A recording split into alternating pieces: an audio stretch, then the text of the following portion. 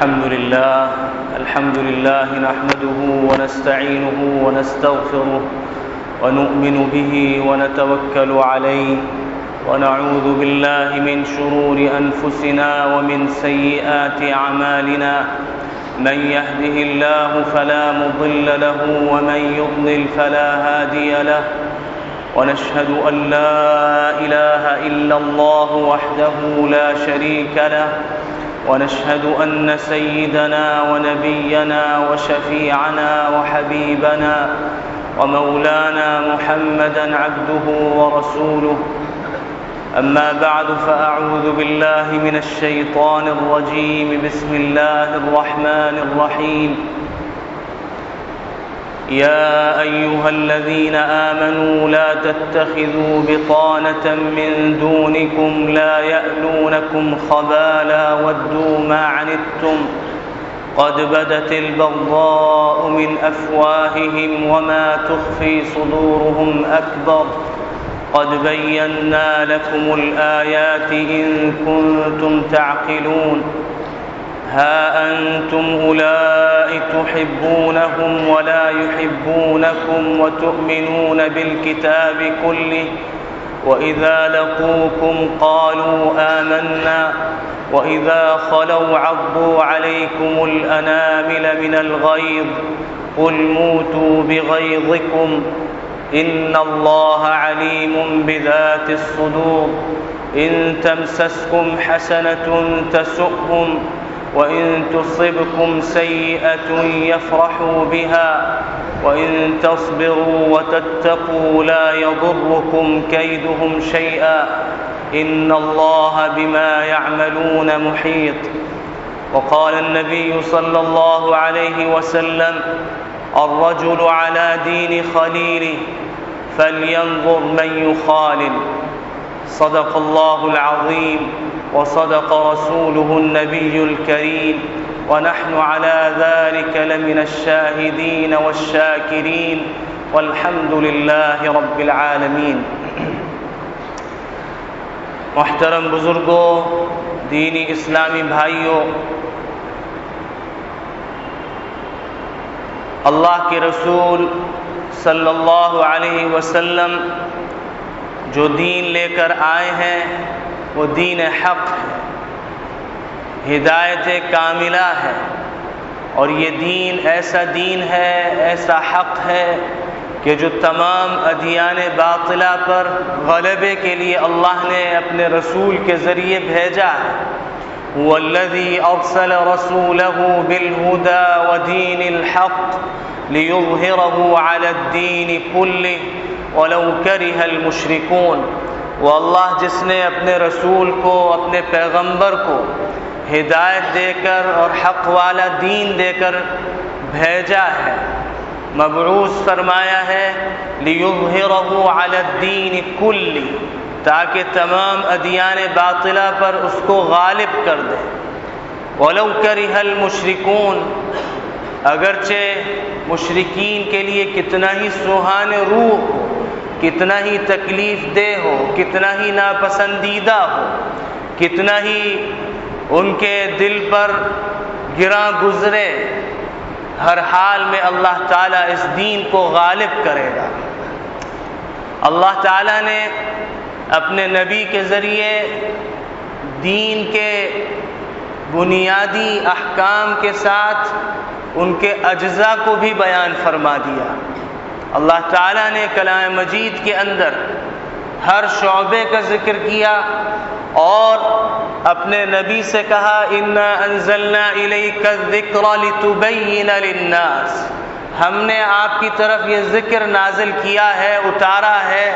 قرآن مجید دستور حیات، نظام حیات اور ہر زمانے کی شریعت کو اتارا ہے جو ہر زمانے میں کام آنے والی ہے، اور ایسی شریعت ہے کہ لیلھا کنہاریھا، کہ اس کی راتیں دنوں کی طرح روشن ہیں. تو اس شریعت کی وضاحت اور تفسیر آپ کیجیے. چنانچہ آپ صلی اللہ علیہ وسلم نے اللہ کے ہر حکم کی عملی اور قولی تفسیر فرمائی. تو اللہ تعالیٰ نے جو آیات میں نے آپ کے سامنے پڑھی ہیں اس کا تعلق دوستی سے ہے اور رازدار سے ہے کہ کس شخص کو دوست بنایا جائے، کس شخص کو رازدار بنایا جائے، کس شخص کو بھیدی بنایا جائے۔ اللہ تعالیٰ نے قانون کے طور پر فرمایا یا ایھا الذین آمنوا لا تتخذوا بطانة من دونکم، اے ایمان والو تم اپنے علاوہ یعنی ایمان والوں کے علاوہ کسی کو بھیدی نہ بنانا، کسی کو دوست نہ بنانا۔ لا يتخذ المؤمنون الكافرین اولیاء من دون المؤمنین، ایمان والے ایمان والوں کے علاوہ کفار کو اپنا دوست نہ بنائیں۔ یا ایھا الذین آمنوا لا تتخذوا اليہود والنصارى اولیاء بعضهم اولیاء بعض ومن يتولهم منکم فانہ منهم، فرمایا اے ایمان والو تم یہود و نصارہ کو دوست نہ بنانا، ان کو اپنا بھیدی اور رازدار نہ بنانا، اور جو تم میں سے ان سے دوستی کرے گا انہی میں شمار ہوگا، اس کا شمار اللہ کی کتاب میں اللہ کے ہاں انہی میں سے ہوگا۔ اور اللہ تعالیٰ ظالموں کو ہدایت نہیں دیتا۔ معلوم ہوا کہ ایمان والوں کے علاوہ کفار میں سے کسی بھی قسم کو دوست بنانا ظلم ہے، اور ایسا کرنے والا ظالم ہے، چاہے اس کا تعلق کسی بھی شعبے سے ہو، چاہے اس کا تعلق حکومت سے ہو، چاہے وہ سربراہ مملکت ہو، چاہے وہ وزیر اعظم ہو، چاہے وہ گورنر اور وزیر اعلیٰ ہو، سب کو خطاب ہے ایمان والو۔ جو یہ سمجھتا ہے کہ میں ایمان والا ہوں وہ اس کا مخاطب ہے، جو سمجھتا ہے کہ میرا ایمان سے کوئی تعلق نہیں ہے، میرا قرآن سے کوئی تعلق نہیں ہے، میرا اللہ کے رسول سے کوئی تعلق نہیں ہے، میرا اس جیتی جاگتی شریعت سے کوئی تعلق نہیں ہے، تو وہ اس کا مخاطب نہیں ہے۔ اب سننے والے اور پیغام پہنچانے والے وہ سب کے سب اس بات کو خوب جانے کہ وہ اہل ایمان میں سے ہیں کہ نہیں ہیں، وہ اس کے اپنے کو مخاطب سمجھتے ہیں کہ نہیں سمجھتے۔ اللہ فرما رہا ہے اے ایمان والو اپنے علاوہ کسی کو رازدار نہ بنانا، ایمان والوں کے علاوہ کسی کو دوست نہ بنانا۔ اور اللہ کے رسول نے فرمایا الرجل علی دین خلیلی، آدمی اپنے دوست کے طور طریقوں پر قائم ہوتا ہے، اپنے دوست کے مذہب کو پسند کرتا ہے، اپنے دوست کے مذہب کو اختیار کرتا ہے اور اس پر قائم ہونے کو پسند کرتا ہے۔ فَلْيَنظُرْ مَنْ يُخَالِلْ، سو چاہیے کہ دیکھ لے وہ کس سے دوستی کر رہا ہے، آیا وہ مومن ہے، کافر ہے، مشرک ہے یا کوئی اور کسی درہم کا ماننے والا ہے، دیکھ لے۔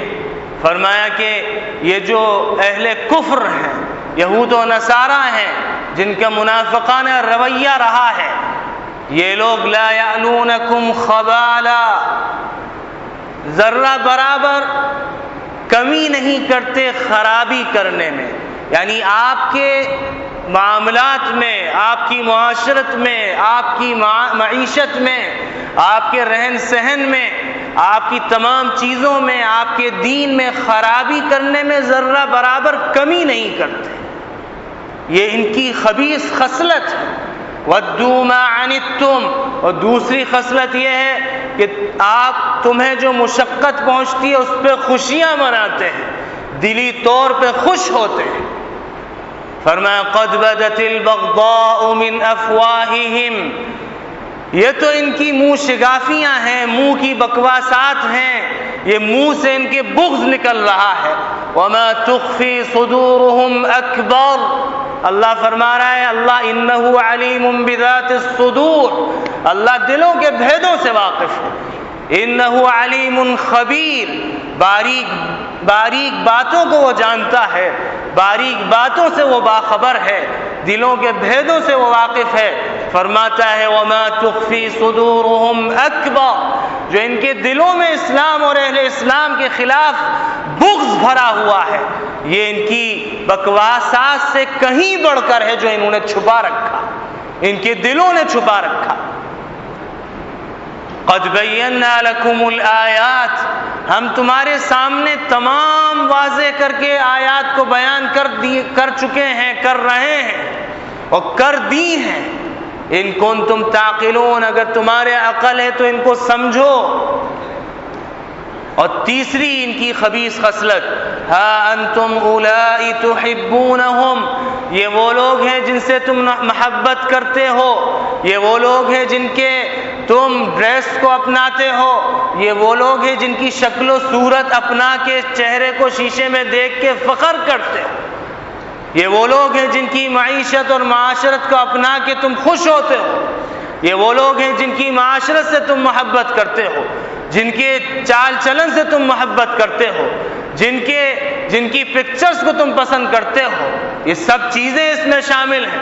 ہا انتم اولائی تحبونہم، یہ وہ لوگ ہیں جن سے تم محبت کرتے ہو، ولا یحبونکم، یہ تم سے محبت نہیں کرتے، وتؤمنون بالکتاب کلہ، حالانکہ تم ان کی تمام کتابوں، تورات پہ، زبور پہ، انجیل پہ، صحف ابراہیم و موسیٰ پہ، سب پہ تمہارا ایمان ہے، اس کے باوجود یہ تم سے محبت نہیں کرتے، بلکہ ان کی محبت تو اس میں ہے۔ قرآن کہتا ہے وَدَّ كَثِيرٌ مِّنْ أَهْلِ الْكِتَابِ لَوْ يَرُدُّونَكُم مِّن بَعْدِ إِيمَانِكُمْ كُفَّارًا حسدا من عند انفسهم من بعد ما تبين لهم الحق، اہل کتاب یہود و نصارہ کی دلی خواہش ہے کہ تمہیں ایمان کے بعد کفر کی طرف لوٹا دیں، اس کے لیے حربیں استعمال کر رہے ہیں، اس کے لیے میڈیا کو استعمال کر رہے ہیں، اس کے لیے میڈیا کے ذریعے بے غیرتی، فحاشی، عریانی، بے حیائی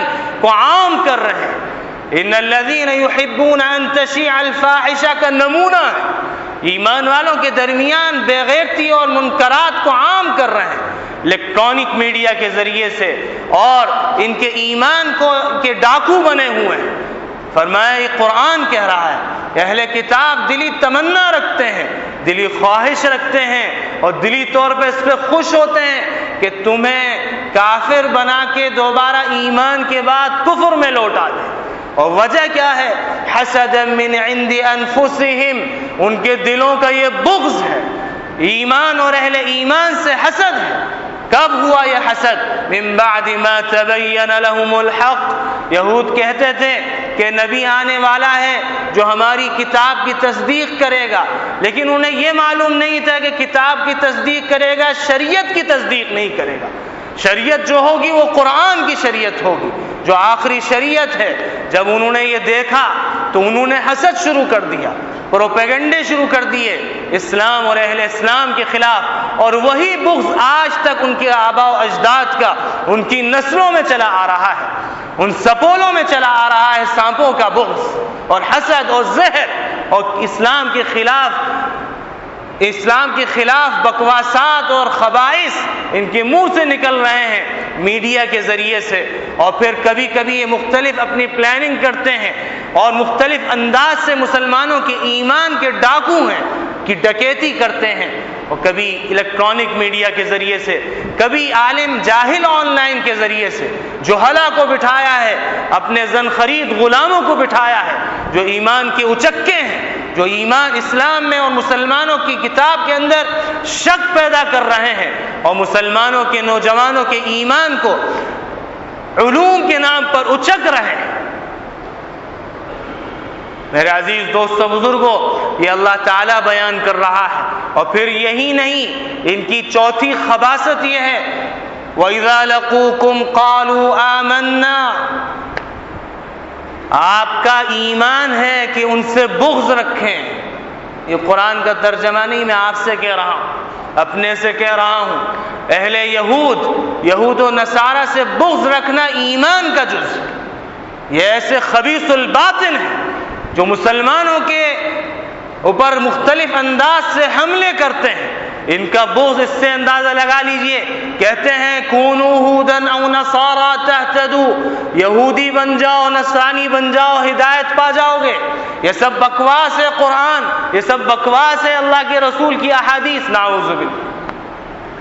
اور کہتے ہیں وقالوا لن يدخل الجنة الا من كان هودا او نصارا، جو یہودی نصرانی ہوگا وہی جنت میں داخل ہوگا. اللہ کہتا ہے ان کی خباثت کا جواب دیتا ہے تلک امانیہم قل ہاتوا برہانکم ان کنتم صادقین. یہ ان کی تمنا ہے، یہ ان کی خام خیالی ہے. این خیال است و محال است و جنو، یہ خیال ہے، یہ ایک محال ہے اور یہ ان کا پاگل پن ہے. آپ کہہ دیجئے ہاتوا برہانکم، دلیل لے آؤ، اگر تم یہودی نصرانی جنت میں جاؤ گے، اگر سچے ہو تو لے آؤ دلیل. بلا من اسلم وجهه للہ وهو محسن فله اجره عند ربه ولا خوف علیہم ولا هم يحزنون. جتنی بشارتیں دنیا میں ہیں، جتنی اللہ کی طرف سے فرما برداری کا سرٹیفکیٹ جن کو دیا گیا ہے وہ اہل اسلام ہیں، وہ اس قرآن کے ماننے والے ہیں، اس نبی کی نبوت کی ختم نبوت پہ ایمان رکھتے ہیں. باقی جتنے ہیں ختم نبوت کے ڈاکو، خواہ وہ قادیانی ہو، آخانی ہو، خواہ وہ کسی طبقے سے تعلق رکھتے ہوں، اسلام سے ہٹ کے جتنے ہیں یہ سارے یہودیوں کے ایجنٹ ہیں جو مسلمانوں کے ایمان کو اچک رہے ہیں. تو میرے عزیز دوستو بزرگوں، اللہ ان کی چوتھی خصلت خبیثہ کا ذکر کرتا ہے. فرماتا ہے وَإِذَا لَقُوكُمْ قَالُوا آمَنَّا، جب وہ تم سے ملتے ہیں تو کہتے ہیں ہم تو بھائی قرآن کو بڑا اچھا سمجھتے ہیں، رسول اکرم صلی اللہ علیہ وسلم تو ایمان کا اور امن کا پیغام لے کر آئے تھے، رسول اکرم صاحب بڑا ٹھنڈا میٹھا مذہب لے کے آئے تھے، یہ تو سب ایسے ہی ہے ویسے ہی ہے. وَإِذَا خَلَوْا، یہ جب اکیلے ہوتے ہیں، جب یہ اپنی میٹنگیں کرتے ہیں، جب یہ مسلمانوں کے خلاف پلاننگ کرتے ہیں، یہ سب چیزیں اس میں شامل ہیں.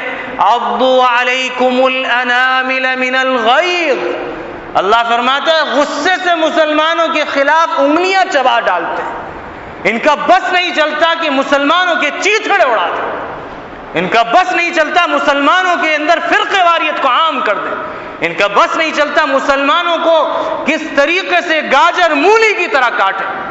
یہ قرآن کہہ رہا. اللہ فرماتا ہے کرنے دو، آپ کہہ دیجئے موتو بغیظکم، مر جاؤ، زمین میں دفن ہو جاؤ اپنے غصے کے سبب سے، مر جاؤ اپنے غصے کی وجہ سے. کتب اللہ لأغلبن انا ورسلی ان اللہ لقوی عزیز. یہ اللہ کا فیصلہ ہے اور ہم سب کا ایمان ہے. بولیے ایمان ہے، الحمدللہ ایمان ہے. اللہ نے یہ بات نوشت تقدیر بنا دی ہے، اللہ تعالیٰ نے یہ لکھ دیا ہے کہ میرا دین غالب آ کر رہے گا، میرے رسول کی تعلیمات غالب آ کر رہے گا. یہ اللہ کا فیصلہ ہے، اٹل فیصلے ہیں. اب کمال اس کا ہے کہ ان تنصر اللہ ینصرکم، اللہ کی مدد اس وقت آئے گی جب تم اللہ کے دین کی نصرت کرو گے. اور اللہ کے دین کی نصرت یہ کہ ان کی خباثتوں کا بائیکاٹ کیا جائے، ان کے میڈیا کا بائیکاٹ کیا جائے، ان کے ڈریس کا بائیکاٹ کیا جائے، ان کے چال چلن کا بائیکاٹ کیا جائے، ان کے طرز زندگی کا بائیکاٹ کیا جائے. تب ان کا ملیم میٹ ہو جائے گا، یہ اپنی موت مارے جائیں گے. میرے عزیز دوستو بزرگوں، اگر ہمارا اللہ کے اوپر ایمان ہے، اس قرآن پہ ایمان ہے، تو ان کی خباثتوں کو ماننا پڑے گا اور ان سے بچنا پڑے گا، اور اس کا طریقہ قرآن آگے سکھلا رہا. پانچویں خباثت ان کی ذکر کرتا ہے، پانچویں خصلت خبیثہ کہتا ہے ان تمسسکم حسنۃ تسؤہم.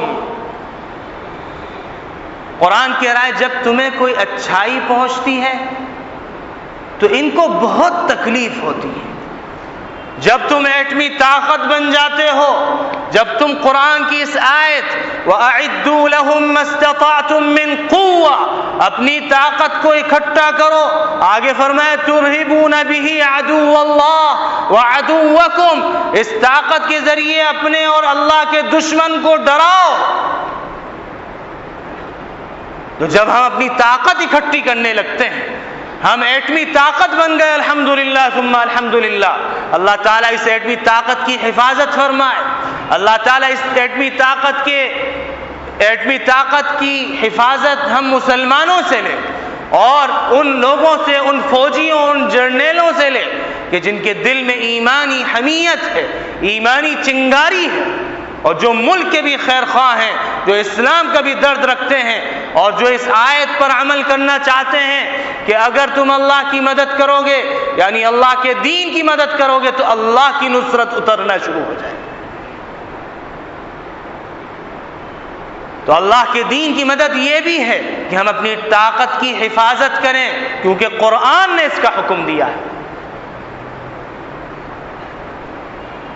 تو اللہ فرماتا ہے کہ جب تمہیں کوئی اچھائی پہنچتی تو ان کو بڑی تکلیف ہوتی ہے، وَإِن تُصِبْكُمْ سَيِّئَةٌ يَفْرَحُوا بِهَا، جب یہ تمہیں گاجر موری کی طرح کاٹتے ہیں، جب تم پر سنگباری کرتے ہیں، جب تم پر آتش و آہن کی برسات کرتے ہیں، جب تم پر کارپیٹ بمباری کرتے ہیں تو بڑے خوش ہوتے ہیں۔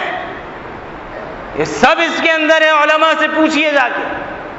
وَإِن تُصِبْكُمْ سَيِّئَةٌ، جب تمہیں برائی پہنچتی ہے، یفرحوا بِہَا، خوشیاں مناتے ہیں۔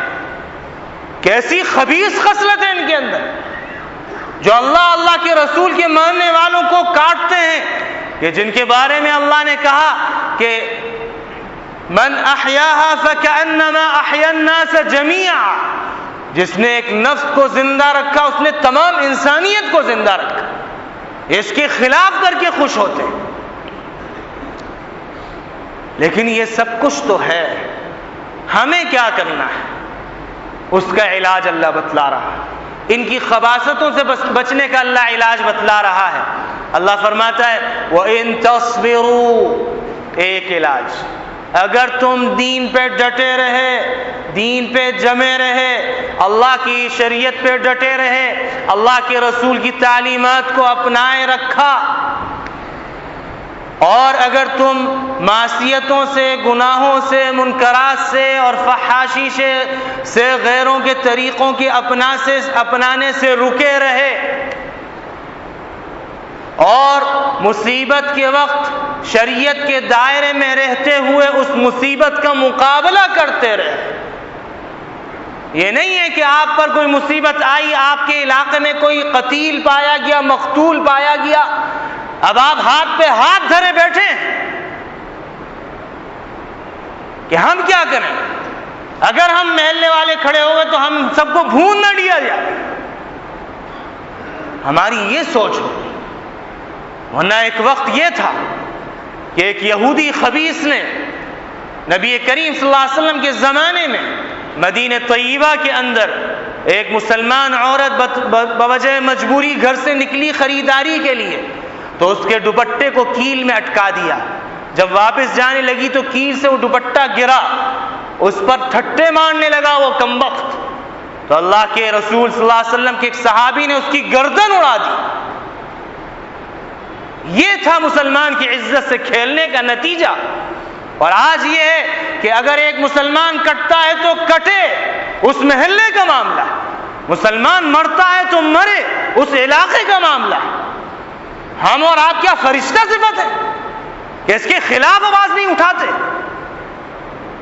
یکجا ہو جائیے، ورنہ یہ یاد رکھیے اللہ کہہ چکا ہے وَاتَّقُوا فِتْنَةً لَا تُصِيبَنَّ الَّذِينَ ظَلَمُوا مِنْكُمْ خَاصَّةً۔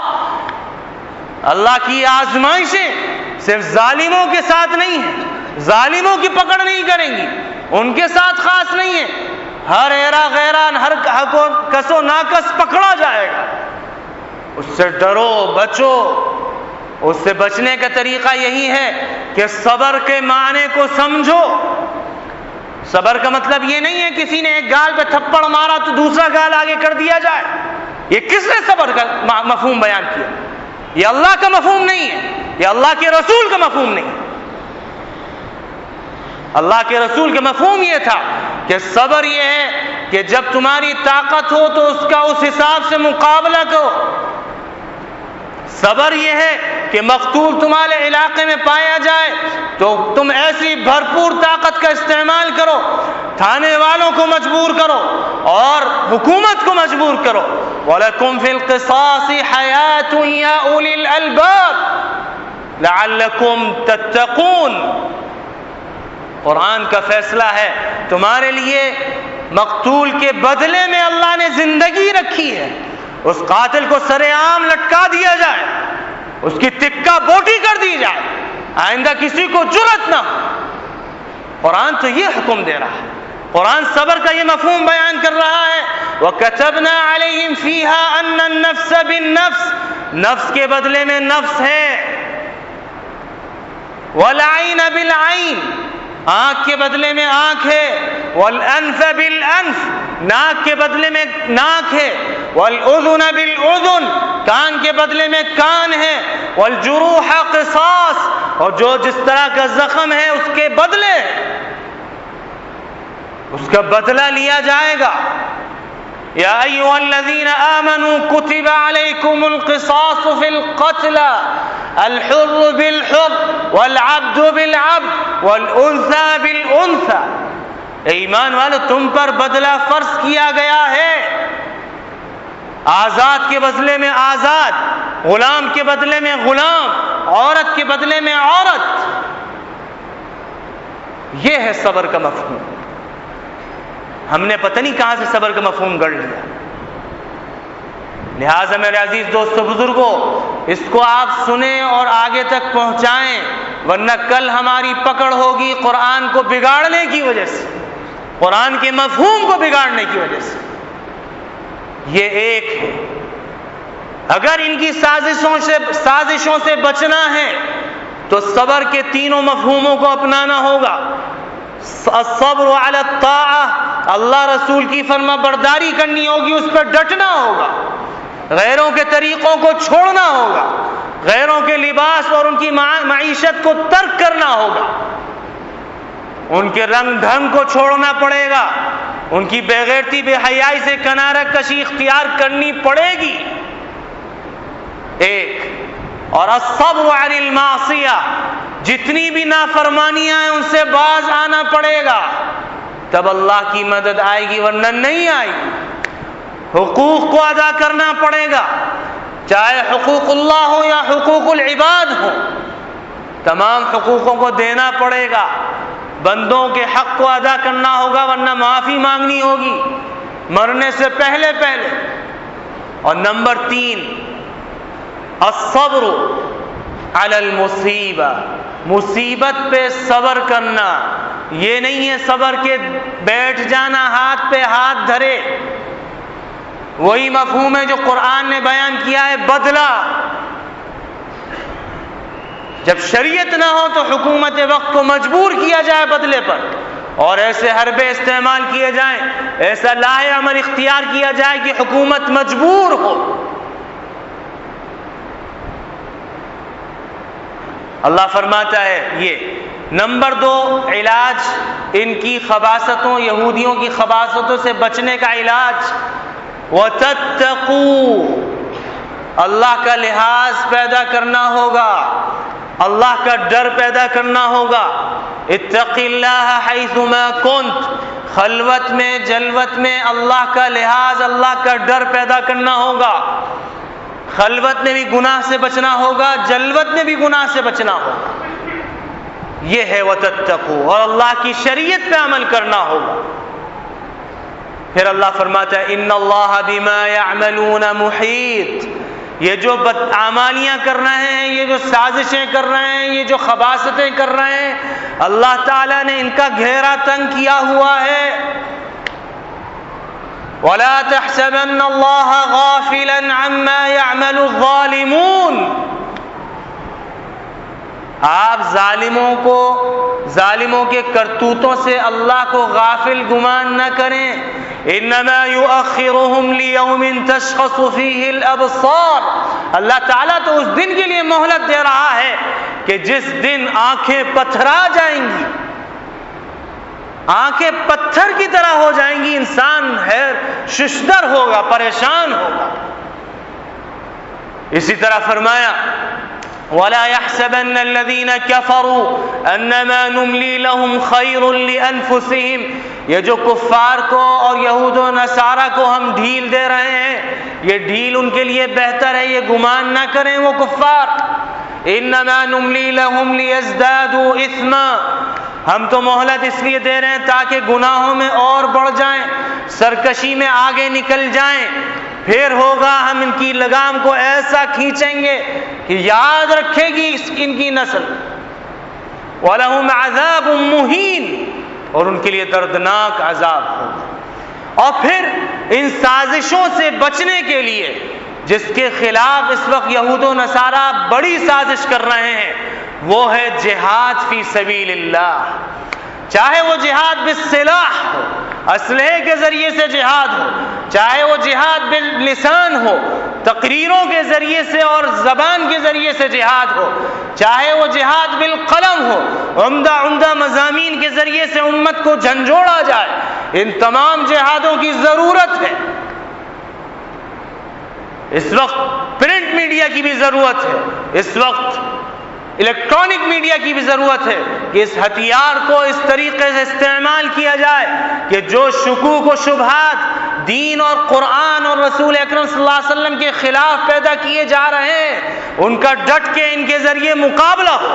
اور جو حکومت وقت نے الحمدللہ جو ان کے بڑے ہیں اس وقت انہوں نے اعلان کیا ہے اور سپر پاور کی آنکھوں میں آنکھ ڈال کے بات کی ہے، اس طرح بات کرنے کی ہر وقت ضرورت ہے۔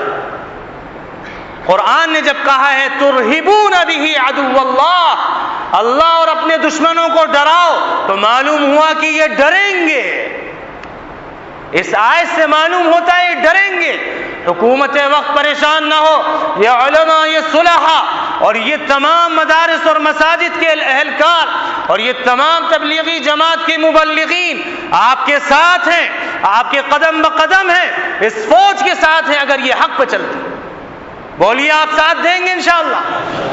تمام اللہ سے وعدہ کریں کہ انشاءاللہ ہم اللہ نہ کرے، اس لیے کہ اللہ کے رسول نے فرمایا جہاد کو مانگو نہیں، لیکن اگر یہ مصیبت آ جائے تو پیچھے نہ ہٹنا۔ وَمَن يُوَلِّهِمْ يَوْمَئِذٍ دُبُرَهُ إِلَّا مُتَحَرِّفًا لِقِتَالٍ أَوْ مُتَحَيِّزًا فَقَدْ بَاءَ بِغَضَبٍ مِّنَ اللَّهِ، اللہ فرماتا ہے جو اس دن جہاد کے دن پیٹھ پھیرے گا وہ اللہ کے غضب کو لے کے لوٹے گا، اس کا ستیہ ناش ہو جائے گا، وہ بگڑ جائے گا، وہ مسخ ہو جائے گا، زمین میں دھس جائے گا، اس کی آخرت بھی برباد ہوگی، دنیا بھی برباد ہوگی۔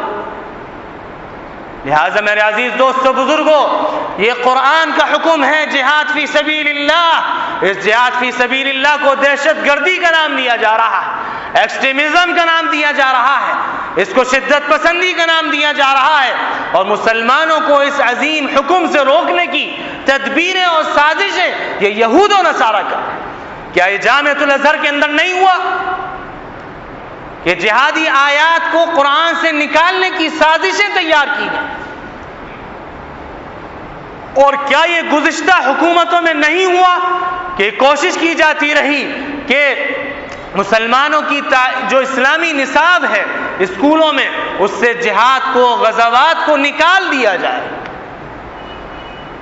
لہٰذا میرے عزیز دوستو بزرگوں، اور جو یہاں ذمہ داران ہیں، خواہ وہ CID سے تعلق رکھتے ہوں، CIA سے تعلق رکھتے ہوں، وہ اس پیغام کو پہنچائیں۔ اور اخبار میں بیان آ چکا ہے کہ 10,000 مدارس نے یہ اعلان کیا ہے، ان کے ذمہ داران نے، کہ ہم پیچھے نہیں ہٹیں گے، اس ملک کو ہم بچائیں گے، ہم اسلام تو بچے گا، مسلمانوں کو بھی بچائیں گے۔ بولیے انشاءاللہ ساتھ دیں گے؟ بھرپور اور ذہنی طور پہ تیار رہنا اور مسلمان کا فریضہ ہے، اور اس پر اجر ملے گا۔